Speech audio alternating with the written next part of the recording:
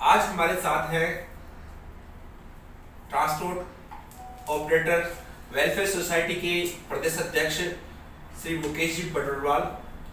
वर्तमान में जो स्थितियां चल रही हैं, जिससे संकट से संपूर्ण विश्व जूझ रहा है, उस संकट की घड़ी में इन्होंने ट्रांसपोर्ट के क्षेत्र में बहुत ही अच्छे और बहुत ही महत्वपूर्ण कार्य किए हैं। लगातार 3-4 महीनों से, क्यों कहें 70-80 दिनों से, जब से ये स्थिति ऐसी हुई है विश्व में, और अपना स्थानीय जो ट्रांसपोर्ट प्रशासन है वो भी इससे बहुत तरह जूझा है। उन सभी चीज़ों को समेटते हुए, उन सब की समस्याओं को समेटते हुए इन्होंने बहुत ही अच्छे अच्छे काम किए हैं। आज हम कुछ बातचीत करने वाले हैं कि किस प्रकार के काम इनके रहे हैं इस क्षेत्र में। इसके लिए मैं श्रीमान मुकेश जी, जो कि आप ट्रांसपोर्ट ऑपरेटर वेलफेयर सोसाइटी के प्रदेश अध्यक्ष हैं, उनसे बातचीत करूंगा। मुकेश जी, आप पहले मुझे ये बताइए कि सबसे पहले जब आपने इससे जो वेलफेयर सोसाइटी बनाई है, ट्रांसपोर्ट के लिए ऑपरेटर सोसाइटी है वेलफेयर आपकी, तो आपके मन में विचार कहाँ से आया सबसे पहले कि ऐसा कुछ होना चाहिए जिससे कि ट्रांसपोर्टों का भला हो सके? कई दिनों से ऐसा चल रहा है, जब से मैं 8-10 साल से इस काम में जुड़ा हुआ हूँ। कई बार ऐसा लगता है कि एक मंच होना चाहिए जहाँ ट्रांसपोर्टर आपस में सामंजस्य बनाए और एक दूसरे को अपनी बात कहे। हम ट्रांसपोर्टर एक दूसरे से जुड़े हुए बहुत कम हैं, क्योंकि हम अपने कार्य में इतने व्यस्त रहते हैं कि सब अपने अपने काम से मतलब रखते हैं। और जहाँ भी जरूरत होती है हमें संघर्ष की या अपने विचार रखने की, तो वहाँ कोई मंच नहीं है। तो ऐसा मुझे लगा कि एक मंच ऐसा होना चाहिए जहाँ इनकी मान प्रतिष्ठा बढ़े और एक दूसरे से अपन ये करके सामंजस्य बिठा के अपना अपना और अच्छे कार्य करने के लिए प्रेरित हो। बिल्कुल मुकेश जी, मेरे एक सुनने में आया था कि अभी इस जो कोरोना महामारी के दौरान जो सबके जो ट्रांसपोर्ट के धंधे हैं, जो काम है, जो गाड़ियां हैं, वो रुक गई थी। तो आपने जब अपने घर पे 2 गाड़ियों को देखा, और आप इतने अच्छी तरह से समृद्ध व्यक्ति हैं, फिर भी आपको ऐसा लगा कि मैं जब इतना परेशान हो रहा हूँ, मेरी 2 गाड़ियां रुक गई, तो जो गरीब लोग हैं, जिनका घर परिवार इस ट्रांसपोर्ट से चलता है, तो फिर आपके अंदर भावना आई। तो किस प्रकार के कार्य आपने किए और किस प्रकार की आपने उनको चालू करवाया वापस गाड़ियों को? एमएचए की गाइडलाइन थी कि उसको शुरू से कभी भी ट्रांसपोर्ट के काम को रोका नहीं गया था। जब मैंने नेट पे सर्च किया, पहले मेरी गाड़ी जब खड़ी थी तो मैंने देखा, मुझे दुख हुआ। फिर मैंने उसके बारे में सोचा कि ये गाड़ी जा सकती है, और हमने गाइडलाइन देखी एमएचए की, तो वहाँ किसी भी गाड़ी को रोकने का कोई आदेश नहीं था। हमने वहाँ के प्रशासन से बात की, दिल्ली प्रशासन से बात की, और अदर्स जो स्टेट है वहाँ भी बात की, और हमने गाड़ियाँ भेजना स्टार्ट किया। काफ़ी बड़ी मतलब समस्या भी आई, रातों पूरी रात को फ़ोन उठाना पड़ा और बात करनी पड़ी। प्रशासन के लोगों से हमने मतलब आपस में बात करके और सामंजस्य बिठाया, और यहाँ शाहपुरा के आसपास की कम से कम 200 से 250 गाड़ियाँ हमने संस्था के माध्यम से एक लेटर बना के भिजवाई और उन गाड़ियों को खाली करवाया। इससे ट्रांसपोर्टरों में काफ़ी उत्साह भी हुआ और खुशी भी हुई, और उनके घर परिवार में थोड़ा रिलैक्स भी हुआ, शांति हुई उनको, और उनको पैसा भी आया। उनके काफ़ी सारे जो नुकसान हो सकते थे वो बचे। उनको टायरों का बड़ा नुकसान होता, जो इस वजह से बच पाया। नहीं, आप पिछले 70 दिनों से इन कामों में लगे हुए हैं। ऐसे आपने बहुत से काम किए जिससे कि ट्रांसपोर्ट को बहुत ज़्यादा फायदा मिले, उनकी बहुत अच्छी हेल्प हो सके। तो ऐसे कौन कौन से आपने काम किए जिससे उनको बहुत ज़्यादा हेल्प प्राप्त हुई? उसके पहला काम था जिसमें मार्बल और टाइल की भरी हुई गाड़ियाँ लॉकडाउन के टाइम में खड़ी हो चुकी थी। वो गाड़ियाँ हर जगह पे खड़ी थी, होटल्स पे खड़ी थी, फैक्ट्रियों में खड़ी थी। ड्राइवर परेशान हो रहे थे, उनके मोटर मालिक परेशान हो रहे थे, और उनका मानसिक जो तनाव है वो बहुत ज़्यादा मतलब वो टेंशन में थे। तो उस चीज़ को लेके जब मैंने सोचा कि ट्रांसपोर्टर की मदद हो सकती है, मैंने अपनी गाड़ी भेजी। उसके बाद में सैकड़ों गाड़ियाँ भिजवाई। फिर उसके बाद में एक मैटर आया कि कांडला में शक्कर की गाड़ियाँ, अपने शाहपुरा के आसपास की बहुत सारी चीनी की गाड़ियाँ भरी हुई गई हुई थी, और वो पिछले मतलब उनका टाइम था 7-7, 8-8 दिन तक वो खाली नहीं हो पा रही थी। वहाँ दिक्कत आ रही थी, ड्राइवरों को समस्या आ रही थी, वो खाने पीने की समस्या आ रही थी। हमने वहाँ के प्रशासन से बात किया, वहाँ के जो कलेक्टर साहब उनसे बात की, और वहाँ के लोकल एसडीएम साहब से उनसे बात करके वहाँ भी गाड़ियाँ खाली करवाई।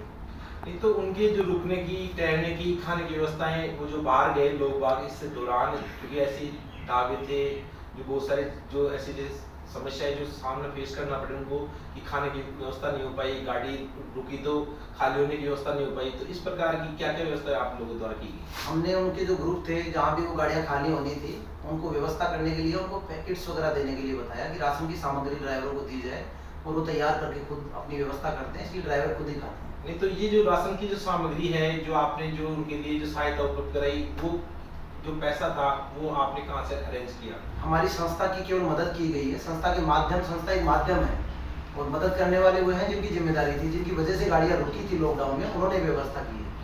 तो मेरा ये आपसे अगला सवाल है कि जैसे आपने ये जो बना रखा है वेलफेयर सोसाइटी ऑपरेटर्स के लिए, ट्रांसपोर्टर के लिए, तो आप क्या चाहते हो, किस प्रकार से ट्रांसपोर्टर की जो सामाजिक जो छवि है वो किस प्रकार से सुधरे? इस ट्रांसपोर्ट ऑपरेटर्स वेलफेयर सोसाइटी जो संस्था बनी है, उसका मेन उद्देश्य और मुख्य उद्देश्य यही है कि ट्रांसपोर्टर की इमेज, छवि जो है वो बढ़नी चाहिए, छवि में सुधार होना चाहिए, उनकी सामाजिक जो मान प्रतिष्ठा है वो बढ़नी चाहिए।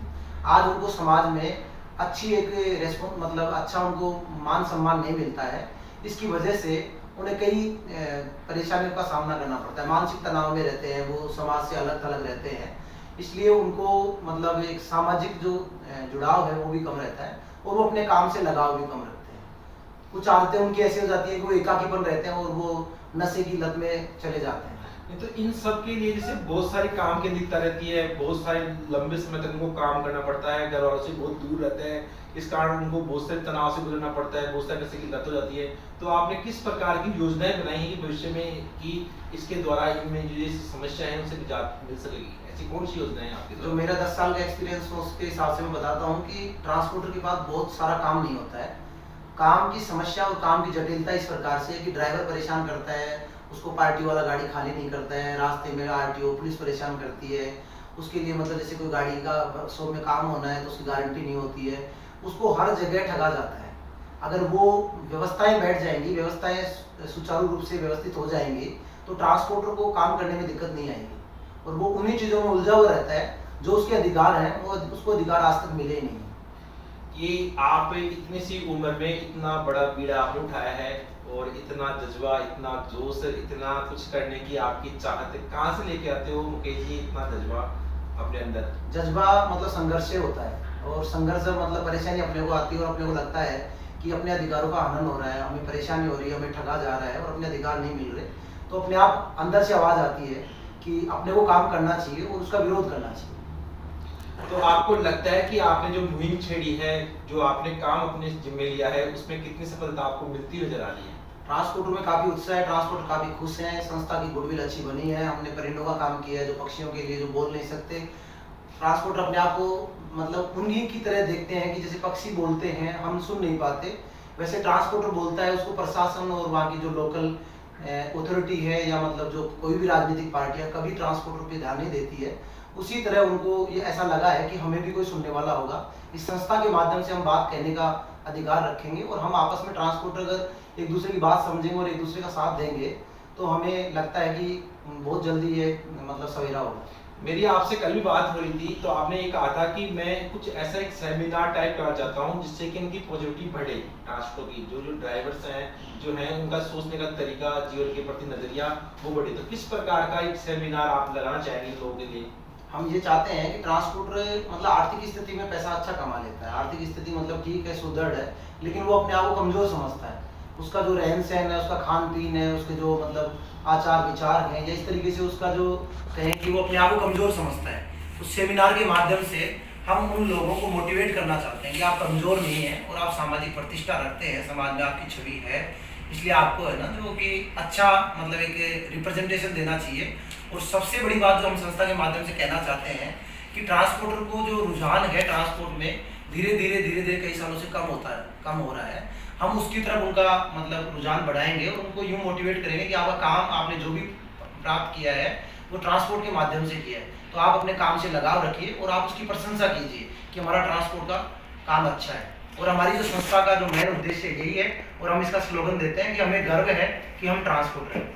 एक अंतिम सवाल मेरा आपसे ये था कि जो ट्रांसपोर्टर हैं, जो गाड़ी दायर में जिनको बोलते हैं, क्योंकि अपना जो शापरा है वो भी एक हब है, लेकिन इनकी जो सामाजिक छवि है वो इतनी अच्छी नहीं है, तो इनकी सामाजिक छवि अच्छी हो उसके लिए भी आप कुछ प्रयास करेंगे?